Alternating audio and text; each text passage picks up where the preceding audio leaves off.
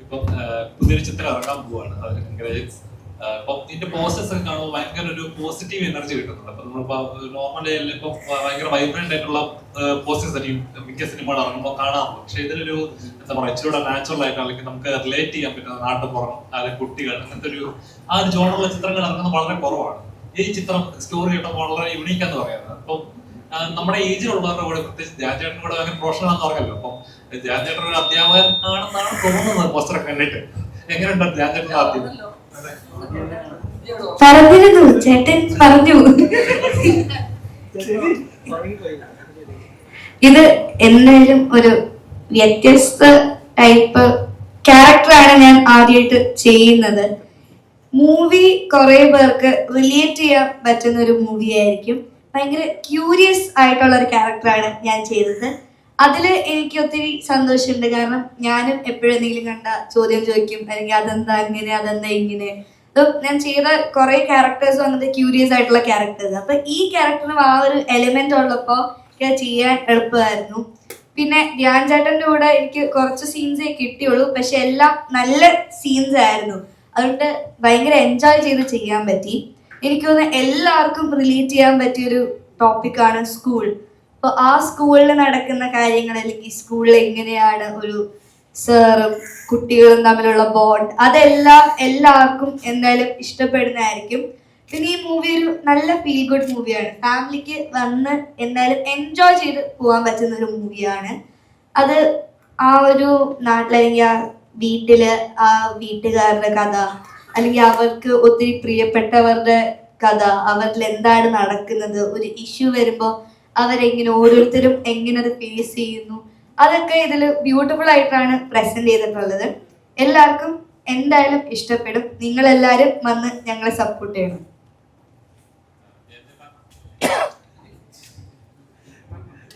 എപ്പോഴും നമ്മൾ പറയാറുള്ള ഇതാണ്, അതായത് ഇപ്പം എഡ്യൂക്കേഷൻ സിസ്റ്റം മാറണം. വെറുതെ പുസ്തകം ഉള്ളതുപോലെ കുട്ടികളെ വായിച്ചു പഠിപ്പിക്കുന്നതല്ല പഠനം, അല്ലെങ്കിൽ എഡ്യൂക്കേഷൻ അങ്ങനെയല്ല. ആ സിസ്റ്റം ബ്രേക്ക് ചെയ്യണം എന്ന് പറയാറുണ്ട്. അപ്പം ശരിക്കും എന്താ പറയുക, നമ്മൾ ഇതിനു മുമ്പ് സ്ഥാനാർത്ഥി ശ്രീകോട് ഒരു ചിത്രം ഇറങ്ങിയിട്ടുണ്ട്. അപ്പം അത് ആ ഒരു സിനിമ കൊണ്ട് മാറിയ ഒരുപാട് കാര്യങ്ങളുണ്ട്. അതായത് ഫസ്റ്റ് വരുന്നതല്ല, അല്ലെങ്കിൽ ഇരിക്കുന്ന ഇരിപ്പിടങ്ങളല്ല ഒരാളെ ഡിസൈഡ് ചെയ്യുന്നത്, അയാളുടെ ഭാവി ഡിസൈഡ് ചെയ്യുന്നത്. അപ്പം ഈ ഒരു സിനിമ എന്താണ് പ്രേക്ഷകർ നൽകുക? അത്തരം കാര്യങ്ങളിലോട്ടൊന്നും അതൊന്നുമല്ല ഇതിന്റെ കഥയും അതിന്റെ കഥാപശ്ചാത്തലമൊന്നും. അതെല്ലാം കുറച്ചുകൂടെ ഒന്നും ഞാൻ നാട്ടിൽ പഠിച്ചിട്ടില്ല ഇവിടെ. അപ്പൊ എനിക്ക് ഇപ്പോഴും അന്ധകാലത്തുള്ള സിലബസും അതൊക്കെ തന്നെയല്ലേ, പ്രത്യേകിച്ച് മാറ്റങ്ങളൊന്നും വന്നിട്ടില്ലെന്ന് തോന്നുന്നു. മാറുന്നുണ്ടോ? ഇടയ്ക്കൊരു DPP വന്നത് ഓർമ്മയുണ്ട് എനിക്ക്. അതല്ലാതെ പിന്നെയുള്ള ഞാൻ പഠിക്കാത്തതുകൊണ്ട് എനിക്ക് ഇവിടുത്തെ എന്താണ് ഇവിടുത്തെ പാഠ്യപദ്ധതിനെ കുറിച്ചൊന്നും എനിക്ക് വലിയ ജ്ഞാനമില്ല. ഒന്ന് ഇപ്പോഴാണെങ്കിൽ ഒരുപാട് വന്നു. പക്ഷെ CBSE, IB, ICSE, പിന്നെ കേംബ്രിഡ്ജ്, ഇതൊക്കെ കുറെ സിലബസ് ഉണ്ട് ഇപ്പോൾ.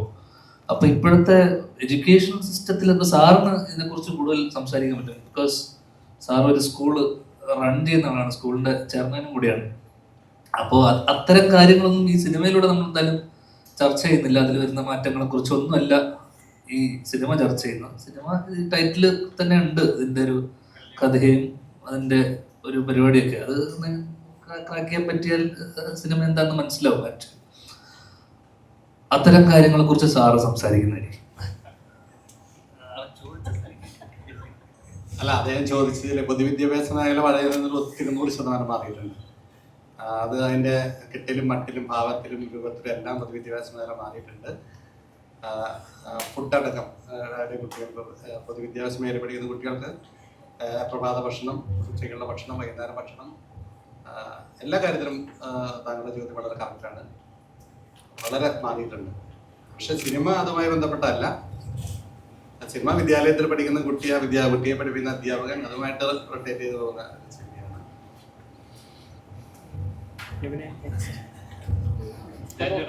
ഇപ്പം കറന്റ് ഉള്ള സിറ്റുവേഷൻ പറഞ്ഞ പോലെ ഇപ്പം സിനിമകൾ പലതും ഇപ്പം ഇറങ്ങുമ്പോൾ കൂടുതൽ നമ്മുടെ സിനിമ മിഡിൽ ഈസ്റ്റിലായിരിക്കും കുറച്ചുകൂടെ കച്ചവടം നടക്കാറ്. അപ്പം ഇപ്പൊ ഇപ്പോഴത്തെ ക്രൈസിസിൽ പല സിനിമകളും മാറ്റി വെച്ചിട്ടുണ്ട്, ഡേറ്റ് മാറ്റി വെച്ചിട്ടിരിക്കുകയാണ്.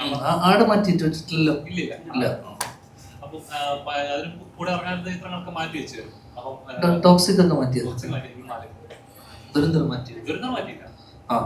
അപ്പം അതേപോലെ പല സിനിമകളും മാറ്റുന്നുണ്ട്. അപ്പം ക്രൈസിസിന്റെ കൂടെ നമ്മുടെ നാട്ടിൽ ഇപ്പം മെയിനായിട്ട് ഇപ്പൊ ഗ്യാസ് ഇല്ലാതായി ഹോട്ടലുകളിൽ അടയ്ക്കുന്നത്, അപ്പം അത് സിനിമയും ബാധിച്ചു തുടങ്ങുന്നുണ്ട്. പല സെറ്റുകളിൽ ഇപ്പൊ ആഹാരം കൊടുക്കാൻ, അതുകൊണ്ട് അതും നിന്നുണ്ട്. അപ്പം മുന്നോട്ടുള്ള ഭാവി അല്ലെങ്കിൽ സിനിമയിൽ ഇനി കുറയുവാണോ അല്ലെങ്കിൽ കുറയാൻ ചാൻസുകളാണോ? യുദ്ധം തീരാൻ പ്രാർത്ഥിക്കുക, അല്ലാണ്ട് ഞാനാണ് ഇവിടെ ഭാവി ഇതാക്കുന്നത്. നമ്മളെല്ലാരും ഇരുന്ന് പ്രാർത്ഥിച്ച് നല്ല യുദ്ധം ചെയ്യാൻ പറ്റും, പ്രാർത്ഥിച്ച് ഇത് എപ്പോഴെങ്കിലും അവസാനിക്കണമെന്ന് ആലോചിക്കുക, അല്ലാണ്ട് ഞാൻ എന്ത് ചെയ്യാൻ. മുന്നോട്ടുള്ള ഭാവി തുടർന്ന് പോവാണെങ്കിൽ ഇതൊക്കെ ഇല്ലാണ്, ഈ റിസോഴ്സസ് ഒക്കെ കട്ടായി പോകും. പിന്നെന്താ, പട്ടിണിയായി പോകും. പിന്നെ നമ്മളെല്ലാം എല്ലാം കക്കാൻ ഇറങ്ങേണ്ടി വരും. പിന്നെ നാട്ടിൽ വേറൊരു അവസ്ഥ വരില്ലേ പിന്നെ. അപ്പൊ ഇത് എത്രയും പെട്ടെന്ന് അവസാനിക്കട്ടെ എന്ന് പ്രാർത്ഥിക്കുക, വേറെന്ത് ചെയ്യാനാ.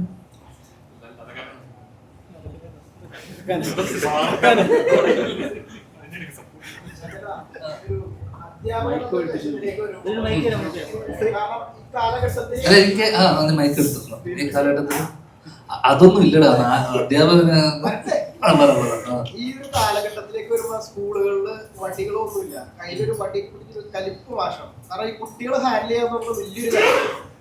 ഇപ്പം പിള്ളേര് സ്കൂളില് മടിയൊന്നുമില്ല. അടിച്ചോളം പറഞ്ഞിട്ടുണ്ട് വീണ്ടും. അടിച്ചോളം പറഞ്ഞിട്ടുണ്ടെന്ന് പിന്നെ ഉത്തരവ് വന്നല്ലേ. ഇടക്കാലത്ത് അങ്ങനെ പാടില്ല എന്ന് പറഞ്ഞിരുന്നല്ലോ. വീണ്ടും, കാരണം 8ാം ക്ലാസ് 9ാം ക്ലാസ് ഒക്കെ ഇപ്പൊ നല്ല MDMA ഇതൊക്കെയാ.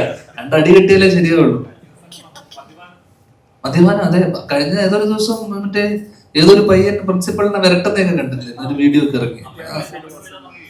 പക്ഷെ അതിനോട് നമുക്കൊരു ബഹുമാനം തോന്നിയിരുന്നല്ലേ. അല്ല, അതുകൊണ്ട് ഇത് ഞാനൊരു ഫോട്ടോഷൂട്ടിന് വേണ്ടി എടുത്തതാ. പക്ഷെ ഇപ്പോൾ തിരിച്ചടിക്കാമെങ്കിൽ അടിക്കാം. പക്ഷെ ഞാനൊക്കെ പണ്ട് പഠിച്ചോണ്ടിരുന്ന സമയത്ത് എന്നെ അടിച്ചാൽ ഞാൻ തിരിച്ചടിക്കുന്നുള്ളതായിരുന്നു നമ്മളൊക്കെ ഒരു മൈൻഡ്. പക്ഷെ അടിച്ചു കഴിഞ്ഞാൽ തിരിച്ചടി കിട്ടുമോ? പക്ഷെ ഇനി എന്താ, അടിച്ചാലേ നന്നാവുള്ളൂ പിള്ളേര്. കുറച്ചൊക്കെ അടി അവിടെ ഇവിടെ ഒക്കെ കിട്ടിയാൽ ചിലപ്പോ നന്നായാലോ. എനിക്കൊരടി കിട്ടിയപ്പോ ഞാൻ നന്നായി. അതുകൊണ്ട് അടിയെ ഞാൻ സപ്പോർട്ട് ചെയ്യുള്ളൂ. എന്താണെങ്കിലും കായികമായി നേരിടുന്നത് ചിലർക്ക് അടി കിട്ടിയാൽ നല്ലതാന്ന് തോന്നും. മാഷ് ഇപ്പൊ സ്കൂളിൽ അടിയൊക്കെ ഉണ്ടോ ഇപ്പൊ പിള്ളേർക്കൊക്കെ? അടിക്കുമല്ലേ? സ്കൂളിൽ പോകുന്ന കുട്ടി ദേവനന്ദ അടി കിട്ടാറുണ്ടോ? ഏതൊക്കെ സിലബസ്? CBSE ഇല്ല, അടിയില്ല. അല്ല, CBSE കുറച്ചുകൂടെ എല്ലാം കറക്റ്റ് ആയിരിക്കും അല്ലേ? അടിക്കില്ല. അടിക്കുന്നതിനോട് എനിക്ക് വലിയ യോജിപ്പൊന്നുമില്ല. പക്ഷെ അത്ര അടി കിട്ടിയേ നന്നാവുന്നുള്ള ചില നമ്മ കാണുമ്പോ തോന്നൂല ഇവന് 2 അടി കിട്ടണം എന്നുള്ളത്. വീട്ടുകാർക്കും തോന്നും ചിലർ കാണുമ്പോ ഇവന് 2 അടി. അങ്ങനെ ഒരാളായിരുന്നു നീ. അങ്ങനെയൊക്കെ തന്നെ ആയിരുന്നിരിക്കണം. അപ്പൊ അവരും പറയുമല്ലോ, സാറേ ഒന്ന് ഇവന് പറ്റുവാണെന്ന് നല്ലോണം കൊടുത്തു എന്ന് പറയുമല്ലോ. നമ്മുടെ അച്ഛനമ്മമാരെന്നെ വന്നിട്ട് പറയും. ആദ്യം അവരെ പറയാം. അങ്ങനെയുള്ള ആൾക്കാർക്ക് കിട്ടുന്നതിന് വലിയ പ്രശ്നമൊന്നും ഇല്ല എന്നുള്ളതാണ് എന്റെ അഭിപ്രായം. അങ്ങനെ കെട്ടി വന്ന ആളായതുകൊണ്ട് എനിക്ക് നന്നായിട്ടേ ഉള്ളൂ. നമ്മള് CBSE പഠിക്കണമായിരുന്നു അല്ലേ?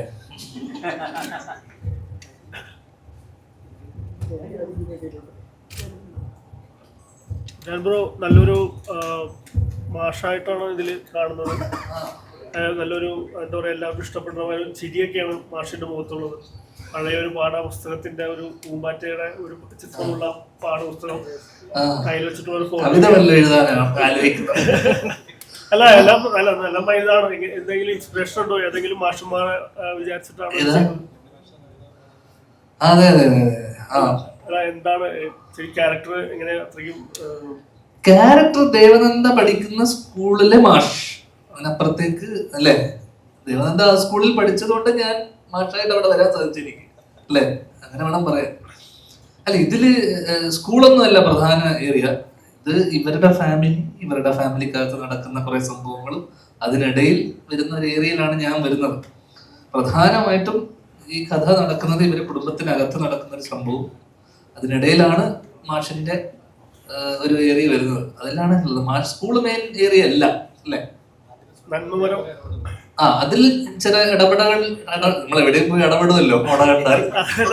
ഈ നന്മപരമായിട്ടുള്ളൊരു മാഷായിട്ടാണ്. അതെ അങ്ങനെ ഇടപെടലുകൾ നടത്തുന്നുണ്ട്. പ്രത്യേകിച്ച് കാര്യമൊന്നുമില്ല, പക്ഷെ മാഷിന്റെ സഹായത്തോടു കൂടി എല്ലാം നടക്കുന്നുണ്ടല്ലേ. ചെറുതായിട്ട് മാറ്റങ്ങൾ ചോദിക്കുന്നുണ്ട്, ചില മാറ്റങ്ങൾ സംഭവിക്കുന്നുണ്ട്. ഒഴിച്ചു കഴിഞ്ഞാൽ മാഷിനെ അങ്ങനെ ഇൻഫ്ലുവൻസ് ചെയ്യേണ്ട വന്നിട്ടില്ല അല്ലെ. കാരണം ഈ ക്യാരക്ടർ ഉറച്ച തീരുമാനമുള്ള ഒരാളായിരുന്നു. അങ്ങനെ അവസാനം പുള്ളിക്കാരിയുടെ ആഗ്രഹം അല്ലെ സാധിക്കുകയാണ്. അയ്യോ, ഞാൻ കഥ ഒക്കെ പറയുന്നുണ്ടോ? അത്രേ ഉള്ളൂ. ഒരു അധ്യാപകൻ എങ്ങനെയായിരിക്കണം എന്നുള്ള ഒരു എന്തെങ്കിലും ഒരു അഡ്വൈസ് ഉണ്ടോ? ഒരു അധ്യാപകൻ എങ്ങനെയായിരിക്കണം എന്ന് ഞാൻ അഡ്വൈസ് ചെയ്യാം. ഇതിനൊക്കെ എന്താ പറയാ. ഞാൻ ഈ അടുത്ത കാലത്തൊക്കെ ചില കോളേജിലൊക്കെ പോകുമ്പോൾ, എഞ്ചിനീയറിംഗ് കോളേജ്, IIT-യിലൊക്കെ ഞാൻ പോയ സമയത്തൊക്കെ, മദ്രാസിലൊക്കെ പോയ സമയത്തൊക്കെ അവരെയൊക്കെ ഞാൻ ഉപദേശിക്കേണ്ട അവസ്ഥ ആലോചിച്ചു. അവരത് കേൾക്കേണ്ട അവസ്ഥ ആലോചിച്ചു. ഞാൻ +2 എന്റെ മോട്ടിവേഷനൊക്കെ കേട്ടിട്ട് അവരൊക്കെ അതൊരു ഗതികെട്ട അവസ്ഥയല്ലേ. ഇത് കേൾക്കുന്ന ഒരു മാഷിന്റെ ഒരു അവസ്ഥ ആലോചിച്ചു. ഇത് ഏതെങ്കിലും ഒരു മാഷ് ഇത് കാണുന്നുണ്ടെങ്കിൽ ഞാൻ എന്റെ ഉപദേശം ഇരുന്നിട്ട് ഇതുപോലെ ഇരുന്ന് എറിഞ്ഞു പൊട്ടിക്കാൻ തോന്നില്ലേ. പോണവന് എറിപ്പിക്കണ്ട, ഒന്നും പറയണില്ല. അല്ല, ഒരിക്കലും അങ്ങനെയല്ല. ശരിക്കും എക്സ്പീരിയൻസ് ആണ് ശരിക്കും പറഞ്ഞു കഴിഞ്ഞാൽ ധ്യാന്റെ എല്ലാവരും എടുക്കുന്നത്. ഞാൻ ചിലപ്പോ ചെറുപ്പകാലത്തിൽ പക്ഷെ അവരങ്ങനെ എടുക്കണമെന്നില്ലടോ ആ സെൻസില്. കേൾക്കുന്നവര് അല്ല ഉപദേശം ഇപ്പം അവരത് വലിയൊരു ഇതല്ലേ. എന്നെ സംബന്ധിച്ചിടത്തോളം എന്റെ ടീച്ചർമാരാണ് എന്റെ ഒരു നമ്മളെ ഒരുപാട് കഴിവില്ലാത്ത സമയത്തും നിന്നെ കൊണ്ട് സാധിക്കും എന്നൊക്കെ പറഞ്ഞിട്ട് നമ്മളെ തള്ളിവിട്ടത് കുറെ ടീച്ചർമാരാ. മറ്റേ എന്നെ ആദ്യമായിട്ട് സ്കൂൾ നാടകത്തിൽ അഭിനയിപ്പിക്കുന്ന എൻ്റെ ഒരു ടീച്ചറാണ്. അപ്പൊ എനിക്ക് അഭിനയം, എനിക്ക് ജീവിതത്തില് അഭിനയിച്ചോണ്ടിരിക്കുകയാണ് എല്ലാ ദിവസവും. പക്ഷെ നാടകത്തില് അഭിനയിച്ച ഞാൻ എവിടെയൊക്കെയോ ഞാൻ ഈ കഥയും പറഞ്ഞിട്ടുണ്ട്. എല്ലാ വർഷവും നാടകത്തിന് എൻ്റെ സ്കൂളിന് ഫസ്റ്റ് പ്രൈസ് കിട്ടിയിരുന്നതാണ്. ആ വർഷം മാത്രം കിട്ടിയില്ല, ഞാൻ അഭിനയിച്ച വർഷം. അപ്പൊ സംഭവം എന്താന്ന് വെച്ച് കഴിഞ്ഞാല് ഇംഗ്ലീഷ് നാടകം, ഇംഗ്ലീഷ് മ്യൂസിക്കൽ ഡ്രാമ. അങ്ങനെ ഈ ടീച്ചർ എന്നെ നിർബന്ധിക്കുന്നു. ടീച്ചർ പറയുന്നു നിന്നെ കൊണ്ട് സാധിക്കും, നീ ഒന്നുകിലും ഇല്ലെങ്കിലും ശ്രീനിവാസൻ എന്ന് പറഞ്ഞൊരു മഹാനായ കലാകാരന്റെ, ചെന്നൈയിലാണ് പുള്ളിക്കാരി, മലയാളിയാണ്, കലാകാരൻ, എന്തെങ്കിലും കഴിവ് നിന്നിൽ ഉണ്ടാവുമല്ലോ. ഞാൻ പറഞ്ഞ ടീച്ചർ അങ്ങനെ ഒന്നും നിർബന്ധമില്ല, ഒരു കഴിവില്ലാത്ത എത്ര മക്കളുണ്ട്, ഉദാഹരണം വരെ ഞാൻ പറഞ്ഞു കൊടുത്തു. അങ്ങനെ ഒരു കാര്യമില്ല, എനിക്ക് അങ്ങനെ ഒരു കഴിവില്ല, നിന്നെ നിർബന്ധിക്കരുത്, ഇല്ല നിന്നിൽ അങ്ങനെ ഒരു കഴിവുണ്ടെന്നൊക്കെ പറഞ്ഞ് ഞാൻ അന്ന് 9ാം ക്ലാസ്സിൽ പഠിക്കുമ്പോൾ സൂപ്പർ സീനിയർ ആയിരുന്ന ഒരു പെൺകുട്ടിയുണ്ട് എൻ്റെ നാടകത്തിൽ, സ്കൂൾ ലീഡറും കൂടിയാ പെൺകുട്ടി. പിന്നെ അവളെ എല്ലാ ദിവസവും കാണാമല്ലോ എന്നൊക്കെയുള്ള രീതിയിലാണ് ഞാൻ ഈ നാടകത്തിൽ അഭിനയിക്കാനൊക്കെ പോകുന്നത്. അങ്ങനെ റിഹേഴ്സൽ നടക്കുന്നു. അപ്പോൾ നമ്മൾ റിഹേഴ്സ് ചെയ്തിരുന്ന ഒരു സ്റ്റേജ് ഉണ്ട്. ആ സ്റ്റേജ് ഇപ്പോൾ വലിയ സ്റ്റേജിലായിരുന്നു ഞങ്ങൾ റിഹേഴ്സ് ചെയ്തിരുന്നത്. വലിയ സ്റ്റേജിൽ, ഞങ്ങളുടെ സ്കൂളിന്റെ സ്റ്റേജിലാണ് റിഹേഴ്സ് ചെയ്തത്. അപ്പോൾ ഞാൻ അതിൽ 90 വയസ്സായിട്ടുള്ള അപ്പൂപ്പനായിട്ട് അഭിനയിക്കുന്നത്. ഞാൻ അഭിനയിക്കുന്നത് എൻ്റെ കഥാപാത്രം. അപ്പൊ ഈ അപ്പൂപ്പൻ ലാസ്റ്റ് താഴെ ഇങ്ങനെ മരിച്ചു കിടക്കുന്ന സമയത്ത് ഏറ്റവും എൻഡിൽ ഈ അപ്പൂപ്പൻ മരിക്കും, ഞാൻ മരിക്കും. മരിച്ചു കഴിഞ്ഞതിന് ശേഷം എൻ്റെ ചുറ്റും ഇരുന്നിട്ട് ഇവര് ഡാൻസ് കളിക്കും. എന്നുവെച്ചാൽ എന്നെ ഇവിടെ സൈഡിൽ കിടത്തിയിട്ട് പിന്നെ മ്യൂസിക്കൽ ഡ്രാമയാണ്, അതിന്റെ ചുറ്റും പാട്ടും വന്ന് എൻഡിൽ ഒരു സാഡ് സോങ് വന്നിട്ട് ഡാൻസ് കളിച്ചിട്ട് അവസാനിക്കും. അപ്പൊ ഈ മറ്റേ ഞങ്ങൾ റിഹേഴ്സ് ചെയ്ത സ്റ്റേജില് വലിയ സ്റ്റേജ് ആയതുകൊണ്ട് എനിക്ക് അവിടെ സൈഡിൽ കിടക്കാൻ സ്ഥലം ഉണ്ടായിരുന്നു. ഞങ്ങൾ മത്സരത്തിന് പോയപ്പോ കുഞ്ഞു സ്റ്റേജാണ്, വേറെ സ്കൂളിന്റെ സ്റ്റേജിൽ പോയപ്പോ ഈ സ്റ്റേജ് ചെറുതായപ്പോ ഞാൻ ഇവിടെ കിടക്കുന്ന സ്ഥലത്ത് കുറെ ഡാൻസേഴ്സ് ഉണ്ടല്ലോ, കിടക്കുന്ന സ്ഥലത്ത് വന്നപ്പോ ഞാൻ ഈ കിടക്കുന്ന സ്ഥലത്ത് ഈ ഡാൻസേഴ്സ് എന്നെ ഇങ്ങനെ തട്ടുന്നു, ഇതാകുന്നു. ഞാൻ അവസാനം ഒരു രക്ഷയില്ല എനിക്ക്. കാരണം ഒരു പെണ്ണൊക്കെ വന്നിട്ട് നേരത്തൊക്കെ ചവിട്ടിയിട്ടൊക്കെ പോകുന്നു, കാരണം അവർക്ക് സ്ഥലം വേണമല്ലോ, ഞാനിവിടെ കിടക്കില്ലേ. കുറെ ചവിട്ട് കിട്ടിയപ്പോ ഞാൻ എഴുന്നേറ്റ് ഈ കൂട്ടത്തിൽ ഡാൻസ് കളിച്ചു. കാരണം എനിക്ക് ഇവർ ഡാൻസ് റിഹേഴ്സ് ചെയ്ത് എനിക്ക് അറിയാം, വേറെ വഴിയില്ല. ഇതിന് ഞാൻ സൈഡിലൂടെ ഡാൻസ് കളിച്ചിട്ട് ഞാൻ ആ വഴി ഇറങ്ങിപ്പോയി. കാരണം ഇറങ്ങിപ്പോണല്ലോ, എത്ര നേരം ഡാൻസ് കളിക്കും. അങ്ങനെ ഇറങ്ങിപ്പോയി. ടീച്ചർ എന്നെ നോക്കിയിട്ട് എല്ലാരും എന്നോട്, ഞാൻ പറഞ്ഞു ടീച്ചർ അവിടെ സ്ഥലമില്ല, എനിക്ക് ഒട്ടും കൊണ്ട് ഞാൻ അവിടെ നിൽക്കണം. യു ഇഡിയറ്റ് എന്നെ ശ്രീനിവാസന്റെ മോഹൻ എന്നൊക്കെ പറഞ്ഞ്. അപ്പൊ എനിക്ക് അന്ന് മനസ്സിലായ ഒരു കാര്യം എന്ന് വെച്ച് കഴിഞ്ഞാൽ സ്റ്റേജ് നമ്മൾ റിഹേഴ്സ് ചെയ്യും. ഭയങ്കര പ്രശ്നമുള്ള കാര്യമാണ്. നമ്മുടെ സ്കൂളിൽ നമ്മൾ റിഹേഴ്സ് ചെയ്യുമ്പോൾ വലിയ സ്റ്റേജിൽ നമ്മൾ ചെയ്യും, പോകുന്ന സ്ഥലത്ത് ഈ സ്ഥലം ഉണ്ടാവില്ല. അപ്പൊ ഇതുപോലത്തെ ടീച്ചർമാര് കേട്ടിട്ട് നമ്മൾ ഇങ്ങനത്തെ പരിപാടിക്കൊന്നും പോകരുത്. ഒരു ഓർമ്മ പുതുക്കിയതേ ഉള്ളൂ. നമസ്കാരം. ഒരു കുട്ടികളുടെ എഡ്യൂക്കേഷൻ അല്ലെ ആദ്യ ഗുരുകുലം എന്ന് പറയുന്നത് അവരുടെ വീട് തന്നെയായിരിക്കും. അവരുടെ ചുറ്റുപാട് അമ്മ, അച്ഛൻ, സഹോദരങ്ങൾ, അതായിരിക്കും ആദ്യ ഗുരുകുലം. അപ്പൊ നമ്മുടെ ഇപ്പോഴത്തെ ഒരു സിറ്റുവേഷൻ അടിച്ച് ഇപ്പൊ എല്ലാ പേരൻസും ആഗ്രഹിക്കുന്നത് നമ്മുടെ കഷ്ടപ്പാടുകൾ ഒരിക്കലും മക്കൾ അറിയരുത്. അപ്പൊ ഇച്ചിലൂടെ ലാവിഷായിട്ടായിരിക്കും അവരെ വളർത്തുകയൊക്കെ ചെയ്തത്. പക്ഷെ അത് ചിലപ്പം ദോഷമായിട്ടും ഭവിക്കാറുണ്ട്. അപ്പൊ ഈ ഒരു സിനിമയിൽ നമ്മളൊരു ലവബിൾ ക്യാരക്ടറായിട്ടുള്ള അമ്മയാണോ അതോ കുറച്ചുകൂടെ ഡിഫറെന്റ് ആയിട്ടൊരു കഥാപാത്രമാണോ? ഈ സിനിമയിലെ മാത്രമില്ല, ഈവൻ ജനറലി വീട്ടിൽ പോലും സ്ട്രഗിൾസ് ഇല്ലാതെ എങ്ങനെ വളരും? അപ്പോൾ സ്ട്രഗിൾസ് ഇല്ല, നമുക്ക് സ്ട്രഗിൾസ് ഉണ്ടായിരുന്നു, കുട്ടികൾക്ക് സ്ട്രഗിൾസ് ഉണ്ടാവാൻ പാടില്ല എന്ന് ആലോചിക്കാനേ പാടില്ല. അത് നമുക്കാണ് ദോഷം ചെയ്യുന്നത്. അപ്പോൾ ഈ പാഠത്തിലും അതുപോലെ തന്നെയാണ് ഒരമ്മ, ഓക്കെ സ്ട്രഗിൾസ് ഉണ്ടാവും, നിങ്ങളത് മനസ്സിലാക്കിയിട്ട് അത് പ്രകാരം നിങ്ങൾ പ്രാക്ടിക്കലായിട്ട് ജീവിക്കണം, അതാണ് ഇമ്പോർട്ടൻറ്റ്. സൊസൈറ്റിയിൽ ഇപ്പൊ തോന്നിയിട്ടുണ്ടോ അങ്ങനെ എപ്പോഴും ഇപ്പോഴത്തെ ജനറേഷൻ അല്ല ഇപ്പോഴത്തെ വാർത്തകളൊക്കെ കാണും കുട്ടികൾ ഇങ്ങനത്തെ ക്രൈമുകൾ ചെയ്യുന്ന കാണുമ്പോൾ ഉണ്ടാകുന്നുണ്ടോ? ഉണ്ട്, അതുപോലത്തെ സിറ്റുവേഷൻസ് ഉണ്ട്. പക്ഷെ ഒരുപാട് കുട്ടികളെ നമ്മൾ പ്രൊട്ടക്ട് ചെയ്ത് പോകുന്നതിൽ അർത്ഥമില്ല. അവരും ലൈഫ് എക്സ്പീരിയൻസ് ചെയ്യണ്ടേ. എന്താണ് ഇങ്ങനത്തെ സബ്ജക്ട് എടുക്കാനായിട്ട് കുട്ടികളെ വെച്ചിട്ടുണ്ടെങ്കിൽ ഇച്ചിലൂടെ ലവബിളായിട്ടുണ്ടെങ്കിൽ കണ്ടന്റ് ഇപ്പൊ എല്ലാവരും പറഞ്ഞത് സിനിമകൾ ചെയ്യുന്ന സമയത്ത് കണ്ടന്റ് ഓഡിയൻസിന് പെട്ടെന്ന് കമ്മ്യൂണിക്കേറ്റ് ആവും. സിനിമ പ്രേക്ഷകൻ കണ്ടിരുന്ന് മനസ്സിലാക്കട്ടെ എന്നുള്ള ലെവലിലൊക്കെ കുറച്ച് കൺഫ്യൂസ് ചെയ്യുന്ന സിനിമകൾ കൂടുതലാണ്. ഇത് നിങ്ങൾ തന്നെ ഓൾറെഡി പറഞ്ഞു കണ്ടാൽ പെട്ടെന്ന് മനസ്സിലാവും, നിങ്ങൾക്ക് അത്ര വലിയ കോംപ്ലിക്കേറ്റഡ് സ്റ്റോറീസ് ഒന്നും അല്ല. അപ്പൊ ഇങ്ങനൊരു സ്റ്റോറി ഇപ്പൊ റെലവെന്റ് ആണ് അല്ലെങ്കിൽ ഇത് പ്രേക്ഷകരിലേക്ക് എത്തിക്കണം എന്ന് തോന്നിയ ഒരു എലമെന്റ് എന്തായിരിക്കും? അത് സ്വാഭാവികമായിട്ടും ഞാനും ഈ സിനിമാ രംഗത്തേക്ക് വന്ന സമയത്ത് സിനിമകൾ തിരഞ്ഞെടുക്കുന്ന സമയങ്ങളിലും സംവിധാനം ചെയ്യുന്ന സമയങ്ങളിലും ആദ്യം എന്നിലുണ്ടായ ഒരു കൺഫ്യൂഷൻ ആയിരുന്നു ഇത്. നമ്മൾ എത്ര മഹത്തായ ഒരു സബ്ജക്റ്റ് പറയുമ്പോഴും അത് എത്രമാത്രം ഓഡിയൻസിലേക്ക് എത്തിച്ചേരണം എന്നുള്ളത് നമ്മൾ തീരുമാനിക്കേണ്ട ഒരു ഘടകമാണ്. അത് നമ്മൾ അതിന് അപ്രോച്ച് ചെയ്യുന്ന രീതിയാണ് അതിൻ്റെ ഒരു മേക്കിംഗ് എന്ന് പറയുന്നത്. അപ്പം നമ്മൾ വലിയൊരു സബ്ജക്റ്റ് ചെയ്തിട്ട് അതിന് ജനങ്ങളിലേക്ക് അത് കമ്മ്യൂണിക്കേറ്റ് ചെയ്യുന്നില്ല എങ്കിൽ അതുകൊണ്ട് വലിയ കാര്യമില്ല എന്നുള്ള ഒരു മനസ്സിലാക്കലാണ് ഞാൻ നടത്തിയത്.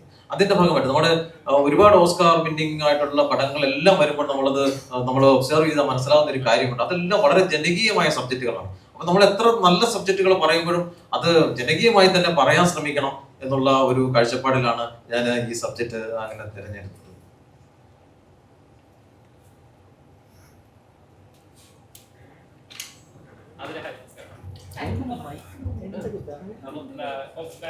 ആട് ഇറങ്ങാൻ പോവാണ്. അപ്പം വലിയൊരു ചിത്രമാണ്. എല്ലാവരും വിജയബാബു ഒക്കെ പറയുന്നത് ഇതുവരെ ഇറങ്ങിയ ചിത്രങ്ങൾ വെച്ചപ്പോൾ ആടിന്റെ ഫ്രാഞ്ചൈസ് ഏറ്റവും ബഡ്ജറ്റ് കൂടിയ ചിത്രമാണ്. അത് 2 ടൈം ലൈനിലാണ് കാണിക്കുന്നത്. അപ്പം ഇപ്പൊ ഒരേ മാസം തന്നെ 2 പടങ്ങൾ ഇറങ്ങുന്നുണ്ട്. 2 ഡിഫറെന്റ് കഥാപാത്രം. ഒന്ന് എക്സ്ട്രീം ലെവലാണെങ്കിൽ ഒന്ന് ഇതിലെ കഥാപാത്രം എങ്ങനെയാണെന്ന് അറിയത്തില്ല. എങ്ങനെയുണ്ട് ഈ 2 ഒരേ മാസം ഇറങ്ങുന്നത് 2 ടൈപ്പ് പടങ്ങൾ 2 ജോണേഴ്സ് എന്താണ്? ഭയങ്കര സന്തോഷമുണ്ട്. ഐ തിങ്ക് ആദ്യമായിട്ടാണ് ഇങ്ങനെ ഒരേ മാസം 2 പടമൊക്കെ ഇറങ്ങുന്നത്. അപ്പോൾ റിയലി എക്സൈറ്റഡ്. ആട് ഒബ്വിയസ്ലി എല്ലാവരെയും പോലെ തന്നെ ഞാനും വളരെ പ്രതീക്ഷയിലാണ്. 19-ാം തീയതി ക്രൂവിൻ്റെ കൂടെ കാണണം. ആൻഡ് കല്യാണമരം ഇസ് ഓൾസോ ലൈക്ക് ഇതൊരു ചെറിയ പടമാണ്. It's very feel good kind of സാധനം. അപ്പോൾ അതിലെ ക്യാരക്ടറും കുറച്ച് ഡിഫറെൻ്റ് ആണ്. ആടിലെ ക്യാരക്ടർ നിങ്ങൾക്ക് ഓൾറെഡി അറിയാം. അതിനേക്കാളും ഒരുപാട് ഡിഫറെൻ്റ് ആണ് രാഖി എന്ന് പറയുന്ന ക്യാരക്ടർ. അപ്പോൾ ആക്ച്വലി നല്ല സന്തോഷമുണ്ട്. അത്രയല്ലേ. നോർമലി ഇപ്പൊ എല്ലാവരും പറയുന്ന പോലെ ചെയ്യുന്ന കഥാപാത്രങ്ങൾ ഓഡിയൻസിലേക്ക് കണക്റ്റഡ് ആവണം, അല്ലെങ്കിൽ ചെയ്യുന്ന കുറച്ച് യൂണീക്ക് ആയിട്ട് ഫീൽ ചെയ്യുന്ന കഥാപാത്രങ്ങളായിരിക്കും. അപ്പോൾ എങ്ങനെയാണ് സിനിമകൾ ചൂസ് ചെയ്യുന്നത്? എന്റെ കഥാപാത്രം എത്രത്തോളം ഓഡിയൻസ് കണക്ട് ആവും നോക്കുകയാണോ അതോ സിനിമ ചൂസ് ചെയ്യുന്ന അമ്മോട് ഡിസ്കസ് ചെയ്തിട്ടാണ്. കാരണം എനിക്ക് like I value her opinion a lot. എന്നെക്കാളും നന്നായിട്ട് കഥകൾ മനസ്സിലാക്കാനും അതിനെ വിലയിരുത്താനും അമ്മയുടെ കഴിവാണ് നന്നായിട്ടുള്ളത്. So I rely on her. അപ്പോൾ പടങ്ങൾ വരുമ്പോൾ യൂഷ്വലി ഞാനും അമ്മയും കഥ വായിക്കും. ഞങ്ങൾ തമ്മിലൊരു ഡിസ്കഷൻ ഉണ്ടാവും, വീട്ടിലൊരു ഡിസ്കഷൻ ഉണ്ടാവും. എന്താണ് നമുക്ക് ഇഷ്ടപ്പെട്ടത്, എന്താണ് നമുക്ക് ഇഷ്ടപ്പെടാത്തത്, and whether I should be doing this or not എന്ന് പറഞ്ഞിട്ട് നമ്മളൊരു ചർച്ചയുണ്ട്. ഒരു ഫസ്റ്റ് ലെയർ ഓഫ് ഫിൽട്രേഷൻ അങ്ങനെയാണ് നമ്മൾ ചെയ്യുന്നത്. അപ്പോൾ that is the process that I have. ഒരു അമ്മ എനിക്കില്ല, അതാണ് പ്രശ്നം. നിന്റെ അമ്മയുടെ അടുത്ത് കൊണ്ടുതരാം, അതാണോ നീ ചോദിക്കാൻ വന്നത്? അമ്മ നമുക്കില്ല.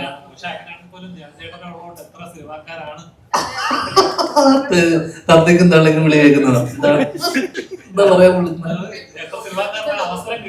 അങ്ങനെ നീ മാത്രടാ ചോദിക്കടാ. അവൻ എത്ര നേരം, എത്ര കാലം, എത്ര പ്രസ് മീറ്റ്, അവൻ എത്ര കാലം. നീ ഇതിൽ നിന്ന് റിട്ടയർ ചെയ്ത് കഴിഞ്ഞാൽ എന്തായാലും അവസ്ഥ? നീ നിർത്തിക്കോ ഈ പരിപാടി കേട്ടോ. നീ നിർത്തി കഴിഞ്ഞാൽ ഇത് കൂട്ടിക്കെട്ടേണ്ടി വരും. ഏതാ? ആ നല്ല ചോദ്യം. നീ ഇത് എപ്പോ വന്ന മുളച്ചതാണ്? പുതിയതായിട്ട് വന്നത്? ഈ യുദ്ധം നടന്ന സമയത്ത് ഇങ്ങോട്ട് കെട്ടിയെടുത്തതാണോ? ഇവിടെ ഉണ്ടായിരുന്നു, എന്നെ കണ്ടിട്ടില്ലല്ലോ.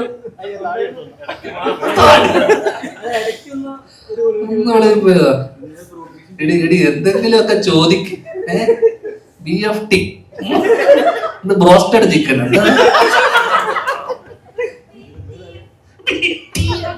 എടുത്തോണ്ട് പോകാമോ? എന്താ നിന്റെ ഞാൻ ഇത് കഴിഞ്ഞിട്ട് ഞാൻ പറഞ്ഞിട്ട്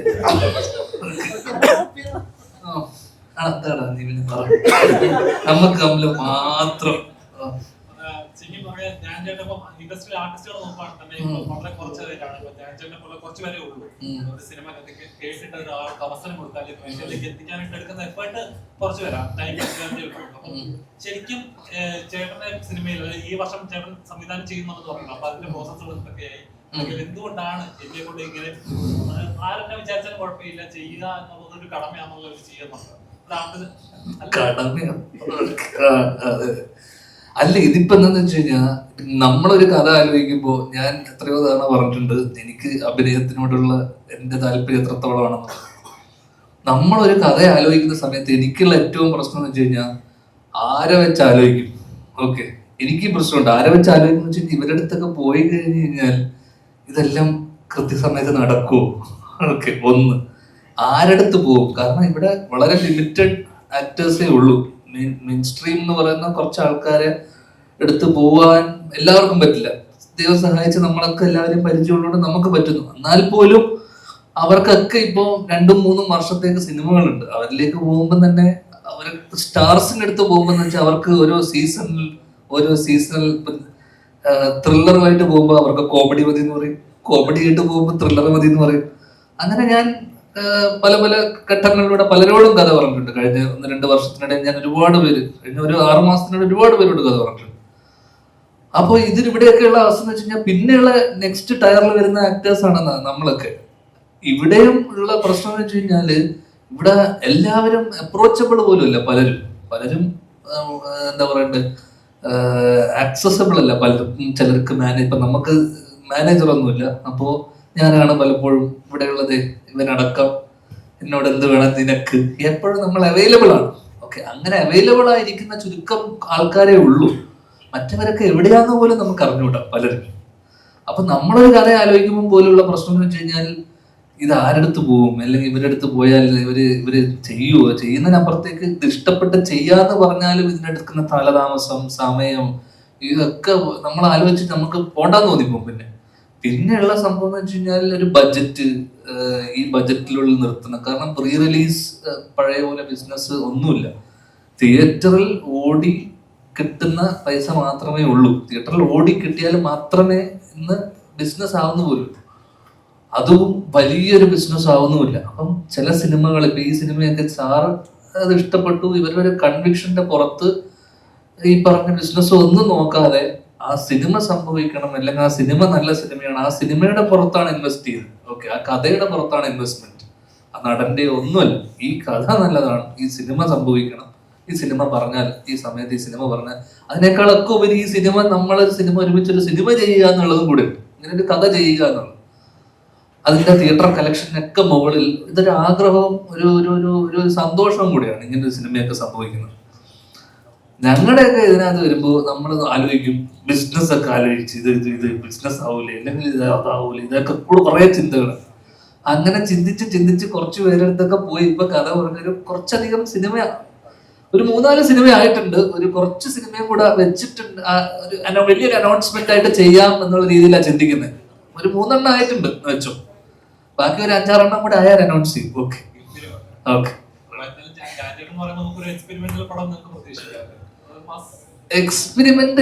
ഞാൻ എക്സ്പെരിമെന്റലിൽ തുടങ്ങാന്ന് വിചാരിച്ചേ, പിന്നെ ഞാൻ വിചാരിച്ചു ഹ്യൂമർ തന്നെ മതി. അതുകൊണ്ടൊരു ഫസ്റ്റ് പടം ഒരു തമാശ പടമായിരിക്കും.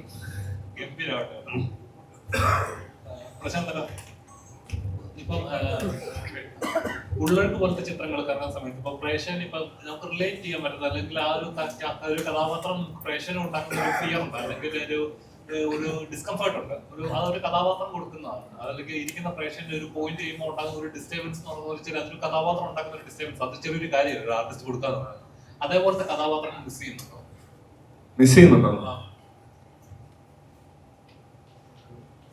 അങ്ങനെ മിസ് ചെയ്യുന്നുണ്ടോ? ഫിലോസഫിക്കലാണോ ചോദിക്കുന്നത്? കുറച്ചുകൂടെ ഫാക്ട് ബേസ്ഡ് ആണ് പറയാൻ എളുപ്പമുണ്ട്. ഓക്കെ, അങ്ങനെ മിസ് ചെയ്യുന്നു പറയാൻ പറ്റില്ല. നമുക്ക് എല്ലാ കഥാപാത്രങ്ങളും ചെയ്യാൻ പറ്റണം കേട്ടോ.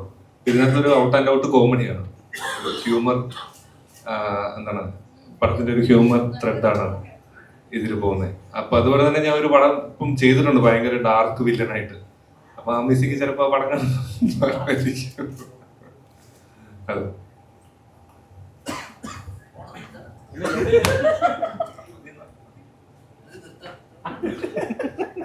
ഡയറക്ടർ സാറിനോടാണ്.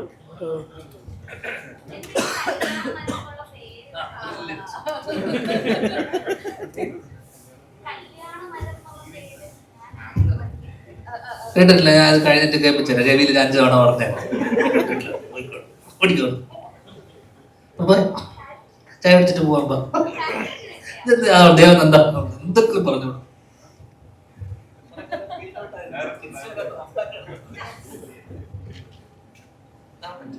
ഞാൻ അല്ല സിനിമയ്ക്ക് പേരിട്ടത്. അതുകൊണ്ട് എനിക്ക് തോന്നുന്നു ഡയറക്ടർ സാറിനും എല്ലാവർക്കും ഒരു വിഷൻ ഉണ്ടാക്കും.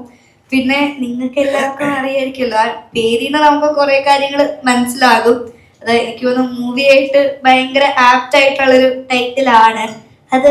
ഇപ്പം എല്ലാവരും അത്രയും മൂവിനെ കുറിച്ച് അത്ര ബ്രേക്ക് ചെയ്ത് പറഞ്ഞിട്ടില്ല, അതുകൊണ്ട് ഒത്തിരി എനിക്ക് പറഞ്ഞുതരാൻ പറ്റില്ല. പക്ഷെ ആ ഒരു പേരിന് നമുക്ക് കുറെ കാര്യങ്ങൾ മനസ്സിലാകുന്നതായിരിക്കും മൂവിനെ കുറിച്ച്. ഇപ്പൊ കല്യാണ മരം എന്ന് കേൾക്കുമ്പോൾ തന്നെ അറിയായിരിക്കും ഒരു മരം. ആ മരം ഞങ്ങളുടെ ഒരു കഥയുടെ ഭാഗമാണ്.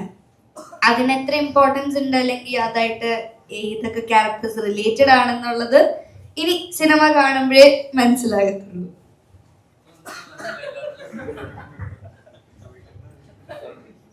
ഡയറക്ടർ സാർ ഇതിലേക്ക് കോമഡി ജോണുള്ള സിനിമയെന്ന് പറഞ്ഞു. ഇപ്പൊ ധ്യാൻ ശ്രീനിവാസൻ പിന്നെ ശാന്ത് മുരളിയൊക്കെ ഇതിലേക്ക് ഇങ്ങനെ ആഡാവുന്നുള്ള കാര്യം പറഞ്ഞു. അവരുടെ ആക്ടിങ് ബേസിൽ കോമഡിയാണോ ശരിക്കും ഉദ്ദേശിച്ചത്, അങ്ങനെയാണോ അവരെ അതിലേക്ക് ആഡാവുന്നത് കഥാപാത്രം? ഇത് ശരിക്കും കഥാപാത്രമാണ്, കഥാപാത്രമായി മാറുകയായിരുന്നു അവർ. നമ്മളത് പ്രത്യേക ഒരു റോളാണ് നമ്മൾ പറയാൻ അത് നമുക്ക് പറ്റില്ല. കാരണം ഇത് നിങ്ങൾ ഇപ്പൊ ഈ ചോദ്യം തന്നെ ഇപ്പൊ ഇവിടുന്ന് വന്ന ചോദ്യം എന്താണ് ഈ പേര് എന്നുള്ള ആ ക്യൂരിയോസിറ്റി ഞങ്ങൾ ഈ പടത്തിന് പേരിട്ട സമയം മുതൽ ഞങ്ങൾ നേരെ കേട്ടുകൊണ്ടിരിക്കുന്ന ഒരു ചോദ്യമാണ്. അപ്പൊ ആ ക്യൂരിയോസിറ്റിയാണ് ഈ സിനിമയെ മുന്നോട്ട് കൊണ്ടുപോയിക്കൊണ്ടിരിക്കുന്നത്. അതുകൊണ്ട് തന്നെയാണ് ഞങ്ങൾക്ക് കഥാപരമായ രീതിയിലുള്ള ഒരു റിവ്യൂ ചെയ്യാൻ പറ്റാതെ വരുന്നത്. എന്താണെങ്കിലും കല്യാണം എന്ന് പറയുന്നത് അത് ഇത് പേര് സൂചിപ്പിക്കുന്നത് പോലെ തന്നെ ഇതിനകത്ത് പ്രധാനപ്പെട്ട ഒരു കഥാ ഭാഗമാണ് എന്ന് ഇപ്പൊ പറയാൻ പറ്റും. മീന മാഡം, ഈ സിനിമ എല്ലാ സിനിമയിലും മീന മാഡം ഒരു ഹൗസ് വൈഫ് ആയിരിക്കും, ഒരു നന്മപരമായിരിക്കും. ഇതിൽ എന്തായിരിക്കും എക്സൈറ്റ്മെന്റ് ഉണ്ടാവുക, എന്തായിരിക്കും ഈ കഥാപാത്രത്തിന്റെ പ്രത്യേകത? ഇവിടെ അമ്മയായിട്ടിരിക്കുന്ന ഒരു ഫോട്ടോ ഉണ്ട്. ആ അതാണ് സപ്പോർട്ടിങ് ക്യാരക്ടർ. അല്ല, ഇതില് എന്താണ് എപ്പോഴും എല്ലാ സിനിമയിലും ഇതുപോലെ ഭയങ്കര നന്മയായിട്ടും ഭയങ്കര സന്തോഷമായിട്ടും പോകുന്നൊരു കഥാപാത്രം തന്നെയാണ്. അങ്ങനെ സ്റ്റാമ്പ് അടിച്ചു വരാതെ ഇതിൽ എന്തെങ്കിലും പ്രത്യേകത ഉണ്ടോ എന്നാണ് ഞാൻ ചോദിച്ചത്. എല്ലാത്തിലും ഉണ്ട്. ഒരു അമ്മയ്ക്ക് ഒരു ഫാമിലിയിൽ എന്താണ് റോള്, അതേ ഉള്ളൂ എനിക്ക് വരുന്നത്. ഓരോ അമ്മയ്ക്കും എവറി മദർ ഇസ് ഡിഫറെന്റ്. ഓരോ മദറുടെ ക്വാളിറ്റി ഡിഫറെൻ്റ് ആണ്, ഓരോ മദർ കോൺട്രിബ്യൂട്ട് ചെയ്യുന്ന രീതി ഡിഫറെൻ്റ് ആണ്. നിങ്ങളുടെ പേര്? എൻ്റെ പേര് സുജോ. സുജോ സുജോ. ജോവാക്കാണ്. സുജോ, ആ ശരിയാണോ? സുജോ. സുജോ നിങ്ങളുടെ പടം എപ്പോൾ വരും? എൻ്റെ കൂടെ അവിടെ തന്നെ വരും. അതിലെനിക്ക് ക്യാരക്ടർ എന്തായിരിക്കും?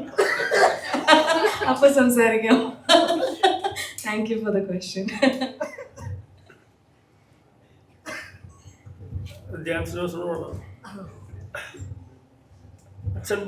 അച്ഛൻ എഴുതിയ പല കഥാപാത്രങ്ങളുടെയും സിനിമാ ഡയലോഗുകളുടെയും ഇപ്പോൾ വന്ന സാഹചര്യത്തിൽ ലോകത്തിൽ എവിടെയായാലും മനുഷ്യന്റെ കാര്യം ഒരേപോലെയാണെന്നുള്ള ഡയലോഗുകളും പലതും ഇപ്പോൾ വരുന്നുണ്ട്. അതേപോലത്തെ ഉള്ള ഡയലോഗുകളൊക്കെ എഴുതാൻ സാധിക്കുമോ?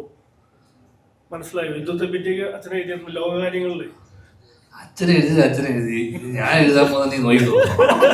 അല്ല, അങ്ങനെയുള്ള എന്താ പറയാ സാമൂഹ്യ പ്രതിബദ്ധതയുള്ള പല ഡയലോഗുകളും പല വരാൻ പോകുന്ന കാര്യങ്ങളിലൊക്കെ എഴുതാൻ നിങ്ങൾക്ക് ഇഷ്ടമുള്ള ആളാണോ ധ്യാൻ ശ്രീനിവാസൻ? എന്ത് ചോദ്യം! നീ ഈ ചോദ്യം ചോദിക്കുന്ന എനിക്ക് ഉറപ്പാണ്. അത്ര ദീർഘമായിട്ടുണ്ട് എനിക്ക്. അതാണ് നീ എന്താ ഇത് വൈകിപ്പോയെന്നുള്ളത് അല്ലേ?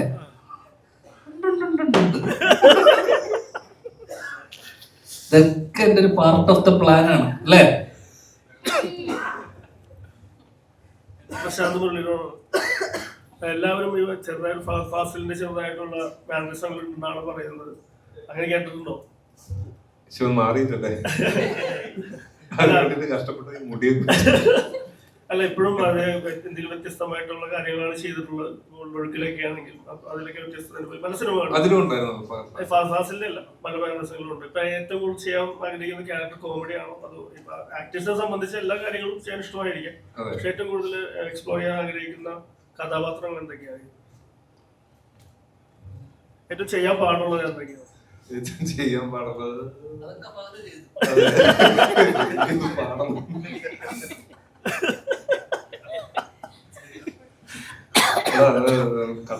കഥാപാത്രങ്ങളൊക്കെ മനോഹരത അല്ലേ? എന്താണ് എത്ര ഉത്തരം പറയുന്നത്?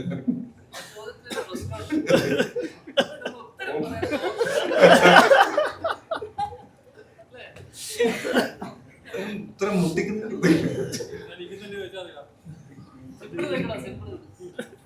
ധ്യാൻ ശ്രീനിവാസന് എക്സ്പ്ലോർ ചെയ്യാൻ പറ്റുന്ന അല്ല, ധ്യാൻ ശ്രീനിവാസന് ഇഷ്ടപ്പെട്ട കോമഡി അല്ലാതെ കോമഡി തന്നെയാണ് ഏറ്റവും കൂടുതൽ ഈസി ആയിട്ട് ചെയ്യാൻ പറ്റുന്ന കഥാപാത്രം അല്ലെങ്കിൽ ബുദ്ധിമുട്ട്? ഞാൻ എന്ത് ചെയ്യും? നീ ആദ്യമായിട്ടാണോ ഇങ്ങനെ നമ്മളൊരു പ്രശ്നം ഇരിക്കുന്നത്? എന്നെ അറിയില്ലേ നിങ്ങൾക്ക്? ലാൽ സാറ് പറഞ്ഞ പോലെ ഈ ഇത്രയും വർഷമായി നിങ്ങളിൽ ഒരാളായി ഞാൻ ഇത്രയും അറിഞ്ഞില്ലേ? ഇനി എന്താ വേണ്ട അറിയാം? വിഷ്ണു വിഷ്ണു മിസ് ചെയ്യുന്ന ഞാൻ തിരിച്ചു വരൂ. മൂവി ഫീൽഡിലേക്ക് തിരിച്ചു വരുന്നു. മടങ്ങി വരൂ. ജൈത്രയാത്ര അവസാനിച്ച് ഏഷ്യാനെറ്റിലെ ന്യൂസിലെ ജൈത്രയാത്ര കഴിഞ്ഞത് ഇതാ വരുന്നു.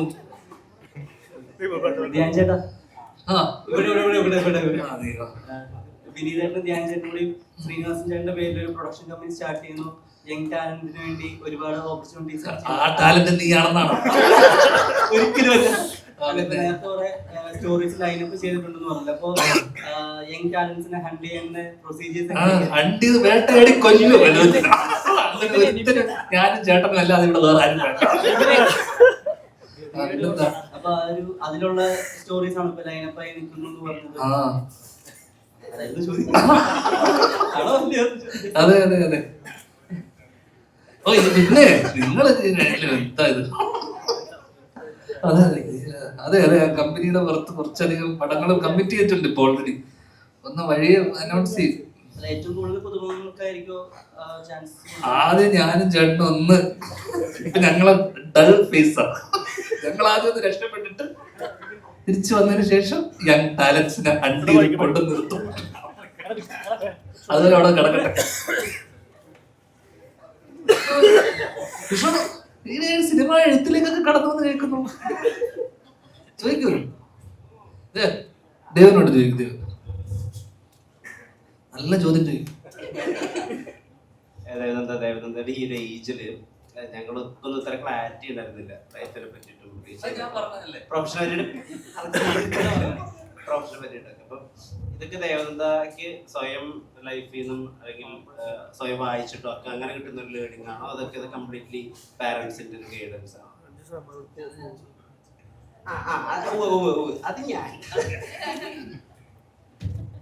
ഞാൻ പറയുന്ന കാര്യങ്ങളൊക്കെ ഞാൻ കാണുന്നത് അല്ലെങ്കിൽ ഒബ്സർവ് ചെയ്തിപ്പോൾ ഈ ആക്ടേഴ്സിൻ്റെ കൂടെ ഓരോ പ്രൊഫഷണൽ ആക്ടേഴ്സിനോട് വർക്ക് ചെയ്യുമ്പോൾ അവിടുന്ന് കിട്ടുന്ന എക്സ്പീരിയൻസ്, ഓരോ ആളെ കാണുമ്പോഴും അവർ പറഞ്ഞു തരുന്ന നോളജ് വേറെ ആയിരിക്കും. പിന്നെ പോകുന്ന സ്ഥലങ്ങളിൽ നിന്ന് കിട്ടുന്ന നോളജ്, ഞാൻ പറയുന്നതിലും തെറ്റുണ്ട്, അത് നമുക്ക് കിട്ടുന്ന ഒരു ലിമിറ്റഡ് നോളജാണ്. ആ നോളജിൽ നിന്നാണ് ഞാൻ സംസാരിക്കുന്നത്.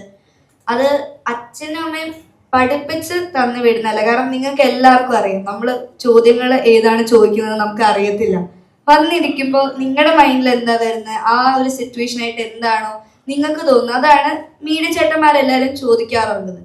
അപ്പോഴാണ് നമ്മൾ ആ മൊമെന്റിലാണ് നമ്മൾ ആൻസർ ചെയ്യുന്നത്. എല്ലാവർക്കും ഉള്ളൊരു ഡൗട്ടാണ്, ഇന്റർവ്യൂസിന് നേരത്തെ ക്വസ്റ്റ്യൻസ് തരുന്നുണ്ടോ, അത് അപ്പോൾ പ്രിപ്പയർ ചെയ്ത് വന്നാണോ ആൻസർ പറയുന്നത്.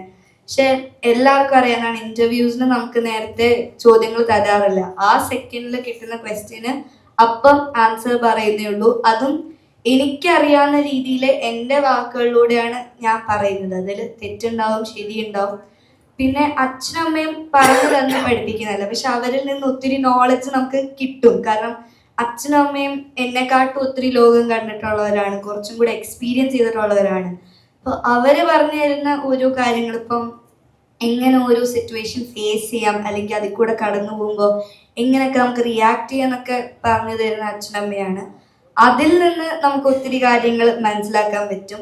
പിന്നെ ഇത്രയും നല്ല ആൾക്കാരോട്, ഇത്രയും പ്രൊഫഷണൽ ആൾക്കാരോട് വർക്ക് ചെയ്യുമ്പോൾ നമുക്കും അത് നമ്മുടെ സംസാരം സ്പീച്ച് അല്ല, നമ്മുടെ ആക്ഷൻസിൽ നമുക്കത് കൊണ്ടുവരാൻ പറ്റും. ഇപ്പം അഭിനയത്തിലാണെങ്കിലും നമുക്ക് ഇവരുടെ ഓരോരുത്തരുടെയും അഡ്വൈസ് എടുത്താൽ അത് നമ്മളെ ഭയങ്കര ഹെൽപ്പ് ചെയ്യുന്ന ഒരു കാര്യമാണ്. അത് ഇത്രയും നല്ലൊരു ചോദ്യം തന്നതിന് ഒത്തിരി നന്ദി. ഈ ഒരു ചോദ്യത്തോടു കൂടി ഈ ഒരു അപ്പൊ അതാണ് അജില ചോദിക്കുന്നതാണ് അവസാനത്തെ ചോദ്യം.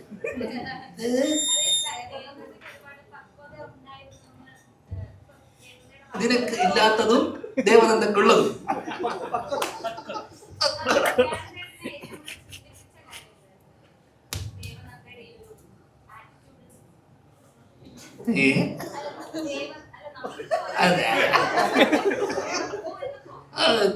നിന്റെ പ്രശ്നം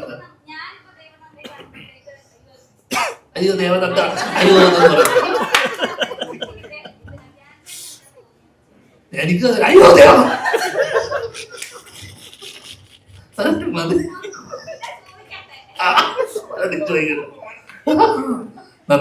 കഴിഞ്ഞു. വിഷ്ണു കഴിഞ്ഞു എന്ന് പറഞ്ഞു കഴിഞ്ഞാൽ എന്താന്നടാ ചേട്ടാ സാർ അവസാനായിട്ട് കല്യാണം വരെ എന്തായെന്ന് പറഞ്ഞില്ല.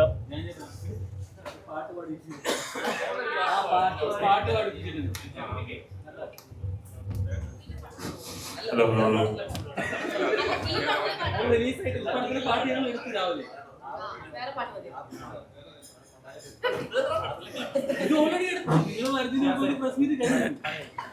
അതെ, ഒന്നും കഴിഞ്ഞില്ല. അതെ, ഞാനപ്പോ ഒരു പഴയ മലയാളം പാട്ട് പാടാം. പൊന്നിൽ കൊളിച്ചു നിന്നു ചന്ദ്രികാവസന്തം ഗന്ധർവഗായകന്റെ മന്ത്രവീണ പോലെ നിന്നെ കുറിച്ചു ഞാൻ പാടുമീ രാത്രിയിൽ ശ്രുതി ചേർന്നു മൗനം അതുരിൻ മന്ദഹാസമായി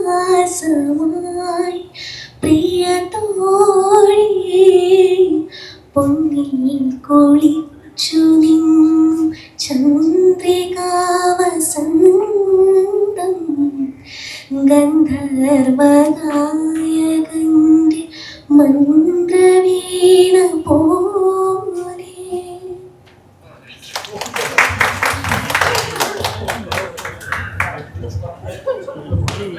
ധ്യാൻ ചേട്ടനോട്